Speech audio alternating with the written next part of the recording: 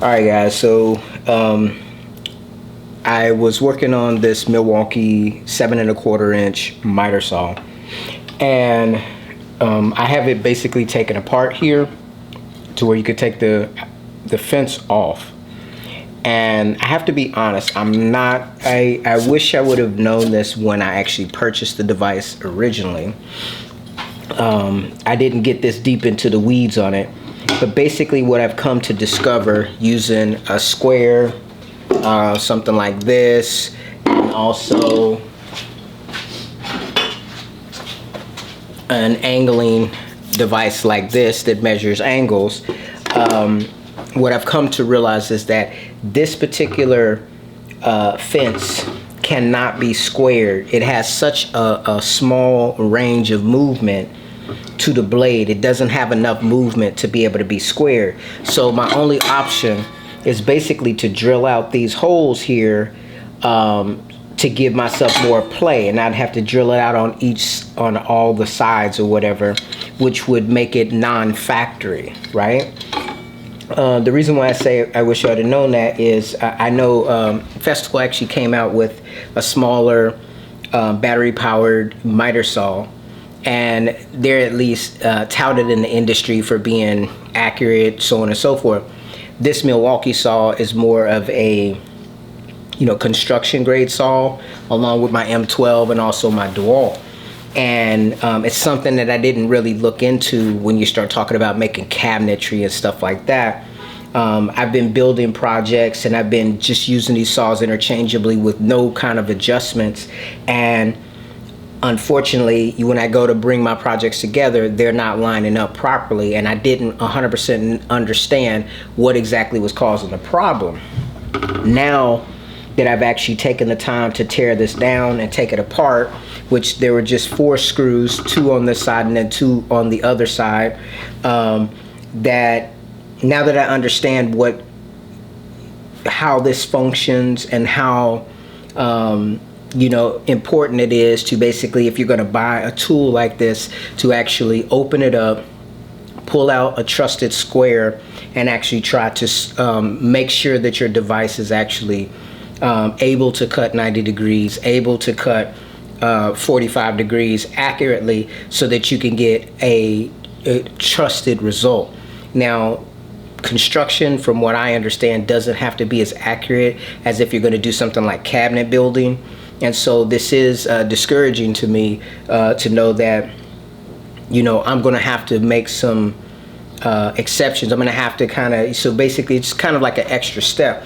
I have this little miter saw, my 12-inch, and I have it on this kind of Frankenstein table that I built because I was hoping to be able to just cut anything that fits within this capacity to length very easily and move on and with whatever my project is. Now I have to add in the extra step of I may cut something down to rough length with this miter saw, but then I need to go to something like my MFT, get it all set up, and take that same board to the MFT to actually try to cut that to make sure I have a 90 degree. That's just an extra step, which basically means in some aspects the miter saw is way more convenient because it's all set up. You just drop the saw blade and you cut the material. But if it's not a 90 degree cut, if you need accuracy, then this is not going to actually give you what you want to get as far as a result.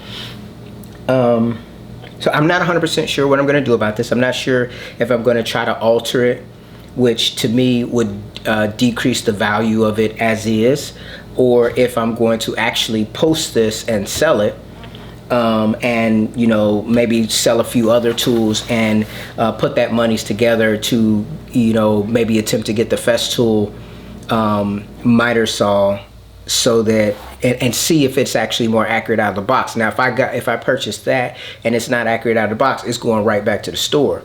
That's just how that's going to flow. But the thing is, in a perfect world, I would just buy the Festool miter saw, try it out. If it's better, then sell whatever other tool that it's replacing to get it up out of here to regain some space. But if I sell this at a discount, right, I paid like I want to say $450 for this, right? So how much, you know, would I sell it for? What am I going to get back? I'm definitely going to take a loss on the tool.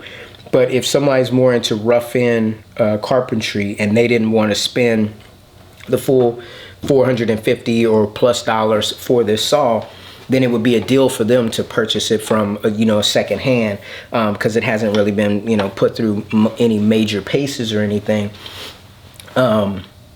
So it's just another one of those lessons that you learn when you purchase tools, that you absolutely need to check the accuracy of your tools when they get out of the box. I mean, for me personally, when I get a new tool, I just want to use it. I just want to get out there and do something with it. And, you know, I am learning the hard way that, you know, you got to put a little bit more thought into it, and you actually have to do your due diligence. You need to know how to square these saws up. You need to know how to check the accuracy and be able to recognize if something can be made accurate. Now, as I said, there's different things I could do. I'm thinking about getting a piece of aluminum, possibly like aluminum fence, see if I could drill some holes down and make my own fence that I can actually square up. That way I would just get rid of this piece and make my own fence.